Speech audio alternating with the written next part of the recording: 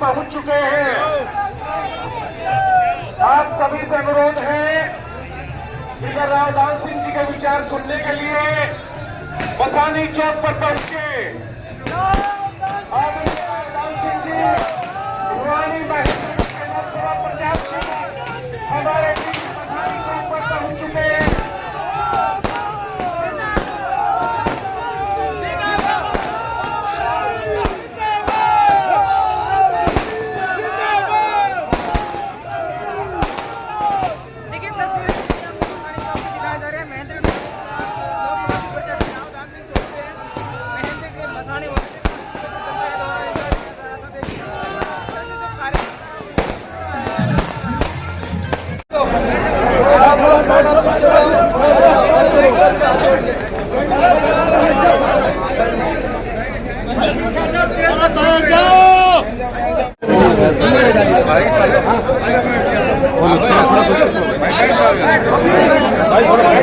आदरणीय राव दान सिंह जी का फूलमालाओं के साथ स्वागत किया जा रहा है।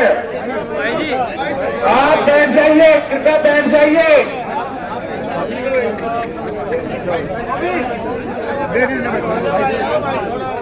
हमारे बीच आदरणीय संजय राव जी या आदरणीय राव दान सिंह जी पहुंच चुके हैं, कृपया बैठ जाए।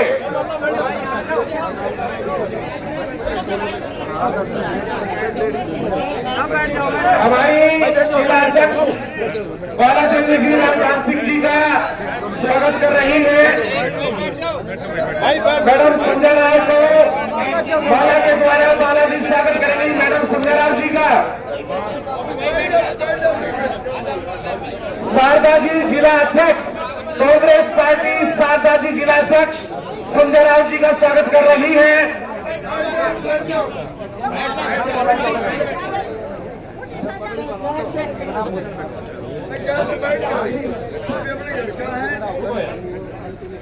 कृपया बैठ जाइए। अब पगड़ी के द्वारा श्री फुम्मन उर्फ श्री राम यादव जी पगड़ी पहनाकर राव दान सिंह जी का स्वागत करेंगे। कृपया जोरदार तालियों से स्वागत कीजिए।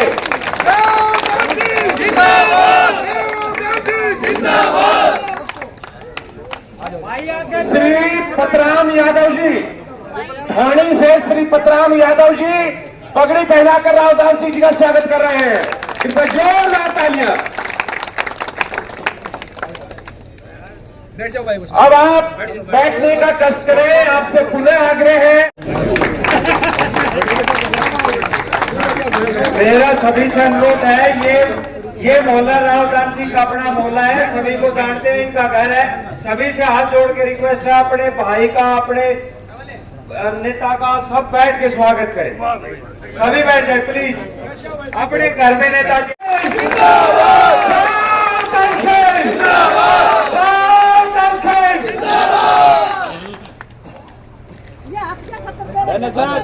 धन्यवाद मोहन भाई और उनके सभी साथियों का। श्री महावीर नंबरदार के नेतृत्व में रसगुल्लों से राव दान सिंह जी को तोला जा रहा है। शर्मा जी मोहल्ला मसानी की तरफ से आदरणीय राव दान सिंह जी को केलों के द्वारा तोला जा रहा है। इसका जोरदार तालियों से स्वागत कीजिए। हम आदरणीय श्री फुम्मन जी, महावीर नंबरदार जी और दिनेश शर्मा जी का बहुत बहुत धन्यवाद व्यक्त करते हैं। साथियों, आपके बीच भिवानी महेंद्रगढ़ लोकसभा क्षेत्र के आपके अपने प्रत्याशी, आपके अपने भाई, आपके मध्य मैं आपसे सिर्फ इतनी बात बताना चाहता हूं। आप सभी लोग सोशल मीडिया से वाकिफ हैं। पूरे देश में बीजेपी की हवा तकली है, बीजेपी जा रही है, कांग्रेस आ रही है।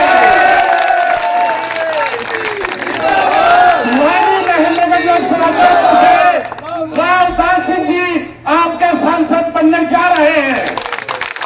पूरे लोकसभा क्षेत्र में लुहारू, बागड़ा, तोशाम, दादरी, नागर चौधरी, नारनौल, अटेली मंडी, महेंद्रगढ़ में जबरदस्त माहौल बन रहा है। आप सभी से अनुरोध है, 25 तारीख तक आप इसी उत्साह के साथ लगे रहे। और 25 तारीख को जब तक अंतिम वोट आप न डलवाते तब तक आप चैन से ना बैठे। मैं आपके और राव दान सिंह जी के बीच ज्यादा समय नहीं लूंगा।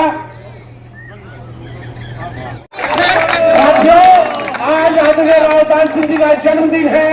हम सभी अपनी तरफ से मोहल्ला मसानी शहर लोकसभा क्षेत्र की तरफ से उनको बधाई देते हैं। प्रभु उनको लंबी उम्र दे, स्वस्थ रखे, उनको कामयाब करे, सफलता दे।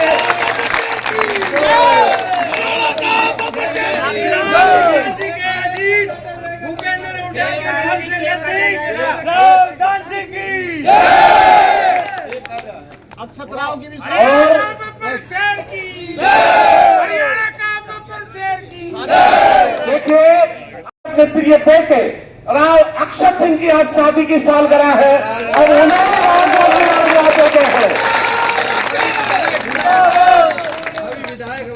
भाई सुनो चाहिए दिल्ली तक आवाज नहीं चोर तो क्या कर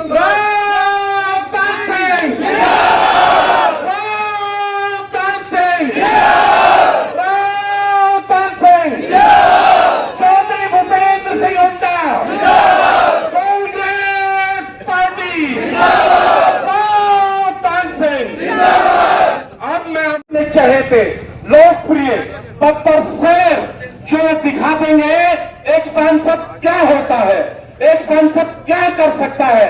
आज तक आपने ये नहीं देखा कि एक सांसद क्या कर सकता है लोकसभा के लिए। आप राव दान सिंह को जिताइए, फिर देखिए कि एक सांसद लोकसभा के लिए क्या कर सकता है। मैं आमंत्रित कर रहा हूँ आदरणीय राव दान सिंह जी जिताए और संबोधित करें आदरणीय राव दान सिंह जी।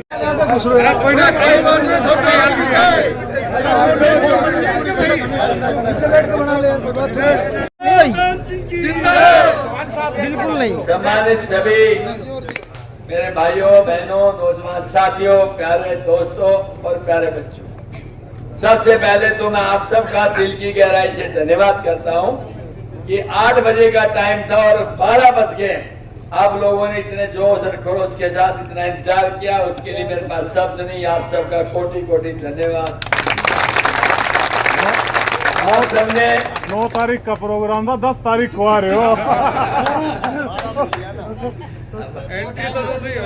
आप सबके सहयोग साथ और प्यार से शीर्ष नेतृत्व कांग्रेस के और चौधरी भूपेंद्र सिंह हुड्डा के आशीर्वाद से का उम्मीदवार बनने का सौभाग्य दिया है। जब ये लड़ाई चल रही थी टिकट की, उस टाइम जितने टेलीफोन आते थे एक बात कही जाती थी, नेताजी टिकट आप ले आओ, जीत हम देंगे। ये बात थी नहीं थी? टिकट तो आ गई।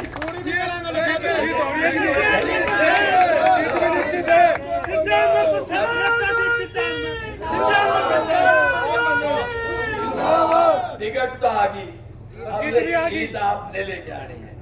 ये टिकट मेरी नहीं है, ये टिकट एक एक मेरे भाई और बहन की है, एक एक मेरे साथी और दोस्त की है।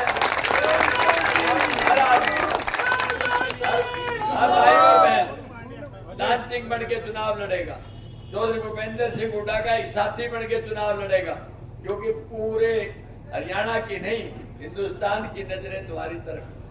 और ये देख रहे हैं, आज की मैं बताता हूँ, दादरी और भिवानी के अंदर मीटिंग, हुड्डा साहब साथ आए हुए, उनका कहना सिर्फ एक था कि भाई भिवानी महेंद्रगढ़ सीट तुम जिता दो, सरकार हरियाणा की मैं बढ़ा दूंगा। ये लड़ाई एक एमपी की नहीं है, ये लड़ाई हरियाणा की सरकार की है। इसलिए आप सारे भाइयों से मैं कहना चाहता हूं कि अपने समय को मात्र आपके पास 15 दिन बचे। 15 दिन तक इसी जोश खरोश के साथ जहां भी मिले, जैसे भी मिले, टाइम अपने रिश्तेदारी में, जानकारी में, मित्रता में, जहां भी आपको टाइम मिलता है अपना टाइम भी लगाएं और टाइम के साथ साथ जो बेस्ट पॉसिबल आप कर सकते हो इसके लिए वो आप ये काम करें। सौभाग्य से, आपकी शुभकामनाओं से महेंद्रगढ़ के लिए पहली बार एक ऐसा अवसर आया है और मैं इतना कह सकता हूं कि इसका रिजल्ट जब पॉजिटिव आप देंगे उसके परिणाम भी आपके पॉजिटिव आएंगे। जब आगाज अच्छा है तो अंजाम भी अच्छा होगा, और ये निश्चित तौर पर मान के चलना ये अंजाम अच्छा होगा। दोस्तों, मैं पिछले 14-15 दिन से लगातार इस चुनावी सफर में हूँ। आप में से बहुत से साथी आते रहे जाते रहे, क्योंकि क्षेत्र बड़ा है। तुम पहली बार ये चुनाव लड़ रहे हो, लेकिन एक साथी की मुझे खुशी है कि आज भी उनका प्रयास उसी तरह से जारी है कि वो जहाँ भी हो, रिश्तेदारी है, जानकारी है, मैं जाता हूँ तो मुझे पहले बोलता है मैं उनका रिश्तेदार हूँ, मैं उनका मौसा हूँ, उनका भाई हूँ, उनकी मैं बहन हूँ, उनकी मैं बुआ हूँ। ये वाक्य में काबिले तारीफ है। महेंद्रगढ़ अपने आप में एक नेटवर्क है, इसके हिसाब से सब कुछ चलता है। आपको उसी हिसाब से चलना है। ये नेटवर्क है, आप इसी हिसाब से चलेंगे। आपको एक आदमी को अपना चुनाव लड़ना है। क्यों? कि भारतीय जनता पार्टी एक ऐसी पार्टी है जो प्रोपेगेंडिस्ट पार्टी है, जिसने दिया कुछ नहीं आपको। मैं आपको बताना चाहूंगा, उन्होंने एक नारा दिया। पहली बात तो यह है कि उनकी कोई उपलब्धि कोई मान लिया आपसे बाजार जाते हैं, गांव में जाते हैं, आप ये कहते हैं कि हमें वोट दे दो, कांग्रेस को वोट दे दो। अगला प्रश्न पूछेगा कि आपको क्यों वोट दे दे, भाजपा को क्यों नहीं। तो कुछ बातें ऐसी हैं जो मैं बताना चाहता हूं, तो आप लोगों से शेयर करो।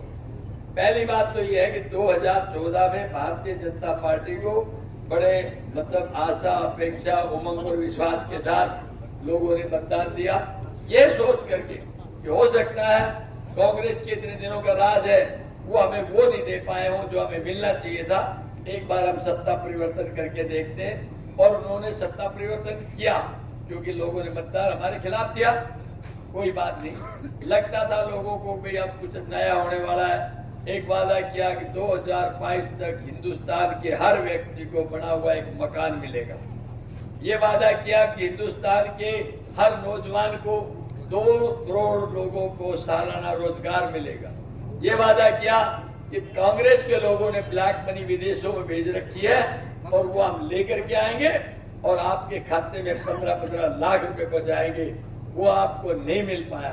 मैं कारण बताता हूँ। लालू जी अभी चंद दिन पहले कह रहे थे कि मैंने तो उसी मुगालते में मेरे 11 अकाउंट खुलवा लिए, 7 मेरे बेटों के, बेटियों के, 2 मेरे बेटों के और 1 मेरा और 1 मेरी बीवी का।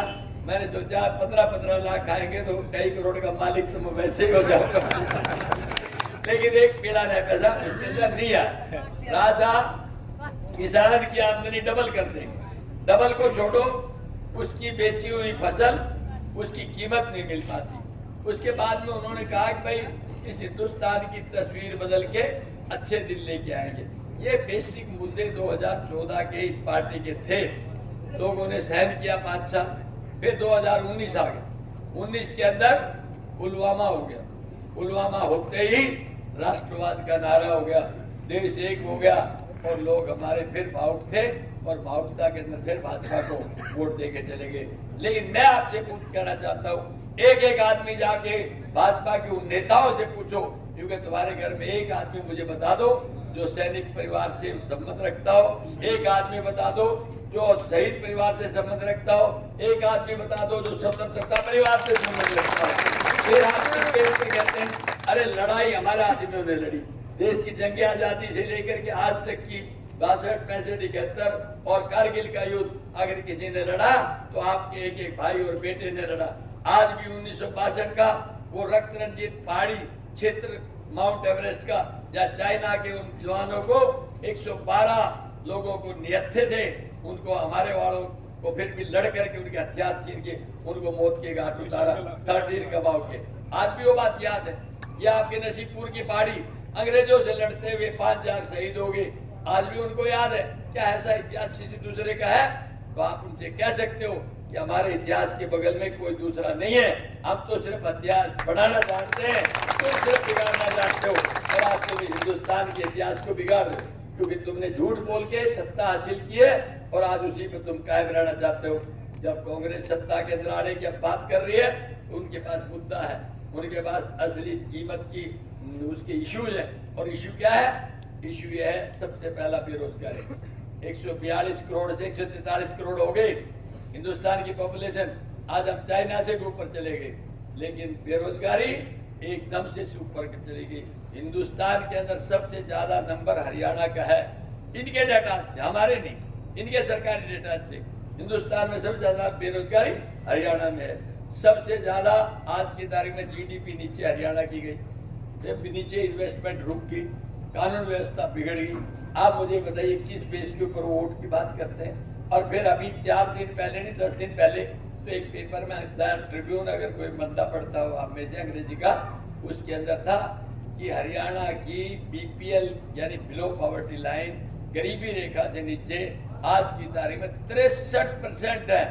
कितनी बड़ी चिंता है। हम हरियाणा को सोचते हैं कि भाई ये तो सोने की चिड़िया, साधन संपन्न है, दो की रोटी ठीक मिल जाती है। उन्होंने बीपीएल कार्ड बना करके 63% जनता को बीपीएल में दिखा रखा है। अब बीपीएल का मतलब तो बिलो पॉवर्टी लाइन, गरीबी रेखा से नीचे। फिर आप यूं देखिए क्या है इसके पीछे मकसद। हिटलर की एक थी थ्योरी कि वो 10% तो ऊंचा कर दो, 90% को नीचा कर दो। 10 को चाबी लगाओ कि तुम बोले तो जमान चाबी लगा देंगे, और 90 को कह दो तुम बोले तो तुम्हारा खाना बंद कर देंगे। 5 किलो राशन, दाल, चीनी और तेल के ऊपर आपको आधारित करना चाहते हैं। गरीब और अमीर का फासला करना चाहते हैं। ये जो मिडिल क्लास के लोग हैं इनको समाप्त करना चाहती है। ये भारतीय जनता पार्टी की बात है। आपको ये समझने की जरूरत है, इन लोगों से लड़ने के लिए आज आपको बड़ा मजबूत और स्ट्रॉन्ग होकर लड़ना पड़ेगा। इसलिए मैं आपसे कहना चाहता हूँ कि सारे भाई इसको साधारण एमएलए का चुनाव मत समझो। चुनाव लंबा है, बड़ा है। राष्ट्रीय नीति, राष्ट्रीय इश्यूज और राष्ट्रीय आगे का भविष्य ये इसके ऊपर निर्भर करता है, प्लस आपके यहाँ के। अब मैं बताता हूँ अग्निवीर, अग्निवीर एक योजना दे, जिस अग्निवीर का कोई भविष्य नहीं, कोई भूत नहीं, न पहले कभी थी न आगे कभी होगी। क्यों कि 4 साल एक बच्चा नौकरी करके आता है, 18 साल में भर्ती हो गया, 4 साल तक रहेगा, 22 साल में 75% को बाहर काट देंगे। न पेंशन, न रिटायरमेंट का सर्टिफिकेट, न कोई बेनिफिट। वो बच्चा वहां से आएगा, आके यहाँ नौकरी तलाश करेगा, तो नौकरी तो है नहीं उसको, वो क्या करेगा? पीछे तनख्वाह लेता था, आज बिना तनख्वाह के रह गया। पीछे खर्चे बढ़ा लिए थे, आज बिना खर्चे के रहेगा। तो वो क्या करेगा? या तो नशे में जाएगा, या अपराध में जाएगा, या मायूस होकर आत्महत्या करेगा। ऐसी अग्निवीर का हम क्या करेंगे? तो भाई कांग्रेस ने तय किया है कि जिस दिन आप सत्ता दे देंगे, पहली कलम से अग्निवीर योजना समाप्त हो।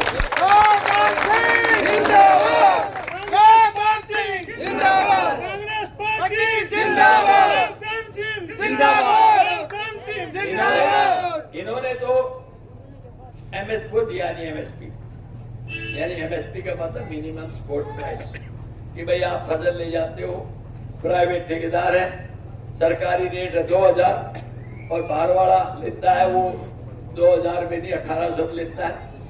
तो आप फटाक से 1800 में दे देते हो, क्योंकि 2000 में कोई गारंटी नहीं है उसकी, जो चाहे तो ले ले चाहे नहीं ले। तो भाई कांग्रेस ने फैसला किया है कि एमएसपी पक्की करेंगे। हमने रेट फिक्स कर दिया 2500, तो 2500 कर दिया तो 2500 ही रहेगा। उसे नीचे बेचेगा उसकी सजा हो जाएगी। इसको राहुल जी ने पक्का कर दिया अपने घोषणा पत्र में, एमएसपी के लिए गारंटी है, अगर कोई उससे नीचे बेचेगा तो उसकी सजा हो जाएगी। वो सबसे पहला मुद्दा जो आम आदमी का 70% जो रोजगार करते हैं उनके काम आएगा। फिर एक और बढ़िया योजना थी, वो योजना क्या है? जैसे गरीब परिवार के अंदर, मिडिल क्लास के अंदर एक बहन या एक मतलब माँ बड़ी, जो घर की सबसे बड़ी लेडी जो होगी, वो बेचारी मन से बहुत अच्छी है, लेकिन उसके पास साधन पैसे नहीं। उसकी बेटी आ जाती है, उसका दोती पोता पोती आ जाते हैं, और वो आके कहते हैं दादी या नानी मुझे एक खिलौना दिला दे, दादी या नानी मुझे टॉफी दिला दे, मुझे चीज दिला दे। अब वो मतलब एक तरह से ना उम्मीद वाली महिला जिसकी जेब में पैसा नहीं, वो कहती है कि मैं दिलाना चाहती हूँ, मेरे बच्चे मुझसे कहा, लेकिन मैं कहाँ से लाऊं पैसा? बेटे से मांगे दे नहीं, बहू से मांगे दे नहीं, और मांगे हो सकता हो भी नहीं। तो वो परेशानी में रहती है कि मैं करूँ तो करूँ क्या। वो अपने आप में एक हीन भावना से ग्रस्त रहती है कि मैं अपने बच्चों के इच्छाएं पूरी नहीं कर सकती, तो मैं क्या करूँगी। तो कांग्रेस ने फैसला किया है, ऐसी बड़ी महिला जो सबसे बड़ी महिलाओं की परिवार की, उनको 1 लाख रुपए साल के देंगे। फिर बात आई यूथ की। देखिए, युवाओं को सबको नौकरी लगा देने के बाद हम भी कहें आप भी कहें तो गलत है, ये तो भाजपा जैसा नारा हो जाएगा। तो कांग्रेस ने तय किया है कि कांग्रेस जो जवान बच्चे हैं +2 करके BA करके अपनी रजिस्ट्रेशन अनएम्प्लॉयमेंट में करा लेंगे, तो उनको अगर वैसी नौकरी नहीं मिली है तो टेक्निकल साइड के लिए 1 साल की अप्रेंटिसशिप उनको करा देंगे, ताकि वो टेक्निकल हो गए अच्छी इंडस्ट्री के अंदर कहीं भी नौकरी प्राप्त कर ले। 1 लाख रुपए देंगे, 1 लाख उन बच्चों को देंगे। अब हरियाणा की बात करो।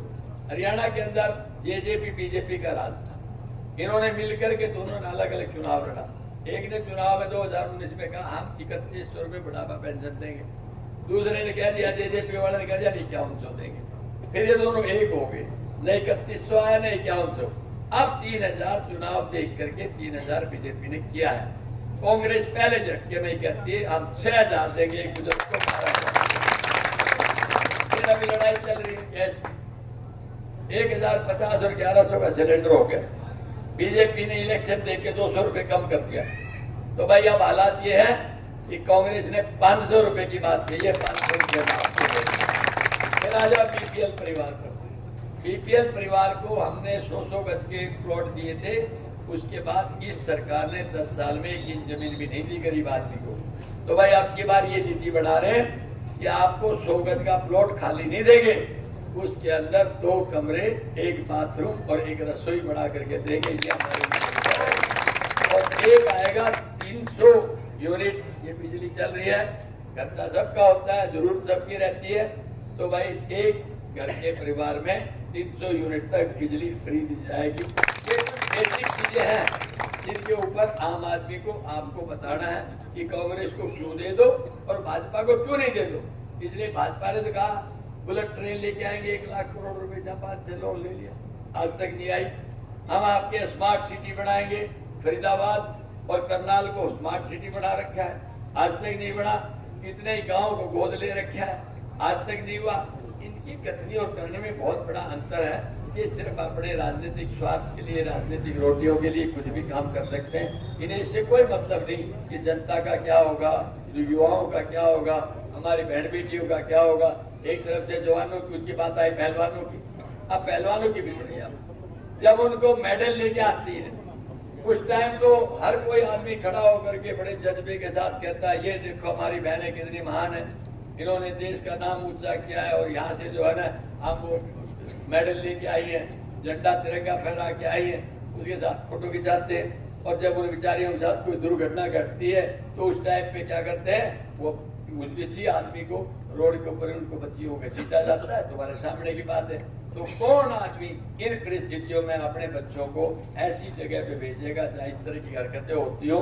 ये पहलवानों की बात आ ली, जो ओलंपिक की बात करते हैं। और अब लास्ट का तो एक और हो गया, आपने 5 दिन नहीं 10 दिन पहले सुना होगा कि जो कोविड की दवाई थी, एक कोविड की दवाई जिसने बढ़ाई थी, वो जाके कोर्ट में कहता है हाँ जी मेरी दवाई से हार्ट अटैक हो सकता है। कोरोना की वैक्सीन, कोविड की कोरोना क्या नहीं, कोविशील्ड तो दवाई थी, लेकिन वो सही, लेकिन कोरोना की थी, कोविड बोलते हैं उसको, कोरोना की थी। कोरोना की वो दवाई कोर्ट में जाके उसने खुद एडमिट किया, भाई मेरी दवाई से हार्ट अटैक हो सकता है। और हुआ है, पता ये भी हुआ भी है, हो भी सकता है। अभी मैं सारे भाई बैठे, इनमें कहा था ये सत्तू और बैठे संदाड़ वाली साइड से राजू, वो कुक्की नहीं है बारडा वाला, कितना बड़ा परफेक्ट आदमी, सारे दिन मोटरसाइकिल पे एक पंजे पे रहता था, वो जवान आदमी बिल्कुल। और वो अभी चलते चलते मोटरसाइकिल खड़ी करी, लिपट के, कुलदीप जी जो लिपट के नीचे पड़ गया। अब क्या करोगे जी आप उसको? उस दवाई की कंपनी को 55 करोड़ रुपए मान लिए डोनेशन पे इलेक्ट्रिक बोर्ड में। अब न मैं खाऊंगा न खाने दूंगा। भाई बीजेपी ने 55 करोड़ रुपए डोनेशन लिया है उस कंपनी से। अब ऐसी दवाई बनाने वाले को आपने क्यों दिया भाई? पहली बात तो अगर वो अच्छी दवाई थी तो उसको इनाम देना चाहिए था। 55 करोड़ किस बात की? इसका मतलब ये है इस कमी का उनको पहले पता लग गया था, तो उसको दबाने के लिए ये उन्होंने सुविधा ले ली। अब इन परिस्थितियों के अंदर जो राज चलता है, पार्टी चलती है, आप अंदाजा लगा लें आपका और हमारा भविष्य क्या होगा। इसलिए मैं सारे भाइयों से कहना चाहता हूँ मैं सारी परिस्थितियों को समझते हुए एक मन एक साथ सारे होकर के लड़ो। ये लड़ाई दान सिंह की नहीं है, ये लड़ाई खाली भूपेंद्र हुड्डा की नहीं है, ये लड़ाई पूरे इलाके की है, ये लड़ाई जनता और भाजपा की है। और मैं ये भी बताना चाहता हूँ आपको कि जैसे जनता और भाजपा की हुई है लड़ाई, दो विचारधाराओं, आज जनता ने मन बना लिया है कि भाजपा को बदलेंगे, इसलिए कोई भी ताकत इसको रोक नहीं पाई। जनता चाहेगी वही होगा। लेकिन आपको एक बात कहनी है कि अब तो हम जनता के साथ हैं, हमें कुछ नहीं चाहिए, हम जनता के साथ हैं। और हमारा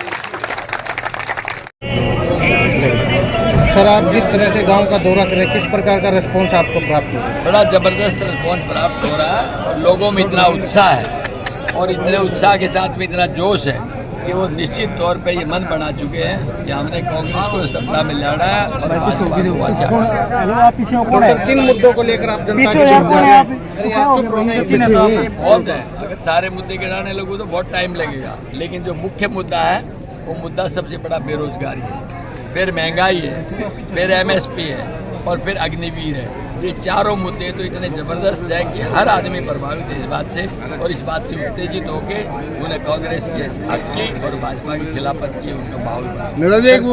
विधायक आपकी पार्टी में शामिल है, सर क्या कहना चाहेंगे? बिल्कुल आए हैं, उससे पार्टी की ताकत बढ़ी है। तो सर, हरियाणा में कांग्रेस कितनी सीटों पर विजयी? 10 की 10। सर, ये 400 पार का नारा है, ये कहाँ तक साबित? ये वैसा ही है जैसे जुमला 40 पार का था, 70 पार का था, 75 पार का। 75 हाँ, बिल्कुल। ये 400 का नारा दे रहे हैं और ये आएंगी इनकी 180 नीचे रहेंगे जी।